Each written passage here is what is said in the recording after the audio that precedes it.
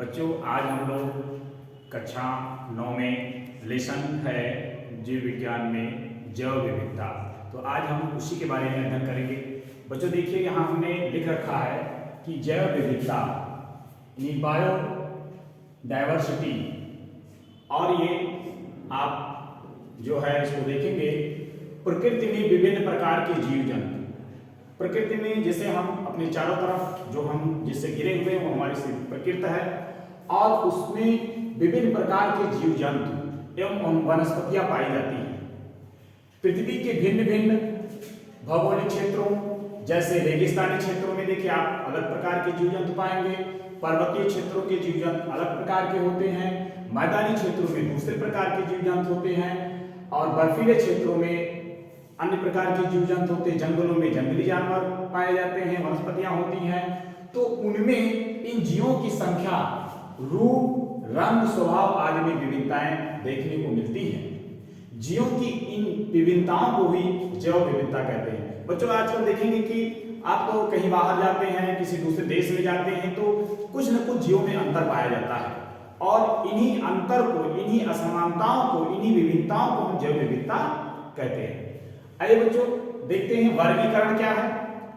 वर्गीकरण क्लासिफिकेशन, इसमें बच्चों जीवों को खोजकर पहचानने, नाम देने, इनके गुणों या आदतों का पता लगाकर समूहबद्ध करने की क्रिया को वर्गीकरण कहते हैं। जैसे कोई नया जीव जंतु मिल जाता है तो हम उसको जो है पहचानते हैं, फिर उसका नाम देते हैं, फिर उसके गुण और आदतों को पता लगाते हैं, और पता लगा करके किसी एक वर्ग में, एक समूह में रख देना ही जो है वर्गीकरण कहलाता है। आइए बच्चों हम देखते हैं कि इस वर्गीकरण से हमें लाभ क्या होता है, क्यों वर्गीकरण किया जाता है।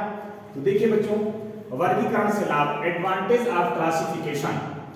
वर्गीकरण से निम्न लाभ है। वर्गीकरण से जीवों का अध्ययन करना सरल हो जाता है।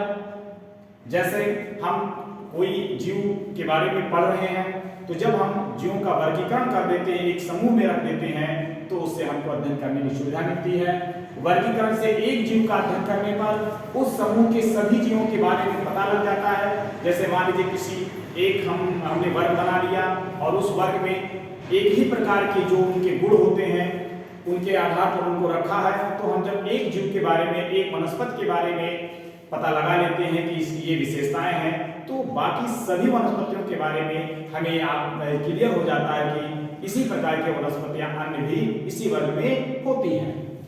वर्गीकरण से अगला लाभ है कि वर्गीकरण से जीवों को पहचानने में मदद भी मिल जाती है। जैसे मान लीजिए कि कोई पक्षी वर्ग में आ रहा है, तो पक्षी वर्ग में है, तो अगर दूसरा कोई जीव ऐसा है जिसमें उसके पंख वगैरह हैं, तो वो भी पक्षी वर्ग में आता है। तो इस तरह से हमें मदद मिलती है। वर्गीकरण सभी जीवों की एकदम स्पष्ट तस्वीर प्रस्तुत कर देता है बच्चों। तो आज हम इसके बारे में ये हमने समझा बच्चों, ये बहुत ही इंपॉर्टेंट और जो है बहुत ही परीक्षा उपयोगी है, इसलिए इसको आप लोग जो है इसको लिख लीजिए। अब बच्चों हम आगे पढ़ेंगे वर्गीकरण का आधार, बेस ऑफ क्लासिफिकेशन। बच्चों वर्गीकरण के निम्न आधार हैं। देखिए कौन कौन से किस आधार पे हम लोग वर्गीकरण करते हैं। देखिए जीवों में उपस्थित समानता के आधार पर समूह बनाया गया है, और विभिन्नताओं के आधार पर उन्हें अलग रखा गया है। यानी इस लाइन का मतलब यह होता है कि जैसे जो जीव एक समान है उनको एक ग्रुप में, एक समूह में रखा गया, और जो जीव उनसे अलग है उन्हें हम जो है उन्हें अलग ग्रुप में, अलग समूह में रखे गए। अगला है जीवों के वर्गीकरण का सबसे पहला आधारभूत लक्षण जीवों की कोशिकीय संरचना और कार्य है। जैसे वो जीव एक कोशिकीय है कि बहुकोशिकीय है, इस आधार पर जीवों का वर्गीकरण किया गया है। अगला है उसके बाद में जैसे एक कोशिकीय जीव, बहुकोशिकीय जीव, कोशिका भित्ति वाले जीव और बिना कोशिका भित्ति वाले जीव, प्रकाश संश्लेषण करने वाले जीव, जैसे कुछ प्रकाश संश्लेषण करते हैं और कुछ प्रकाश संश्लेषण नहीं करते, तो उस आधार को भी बनाया गया है, और फिर उनको अलग अलग रख दिया गया है। अब आगे आता है जैव विकास, एवोल्यूशन।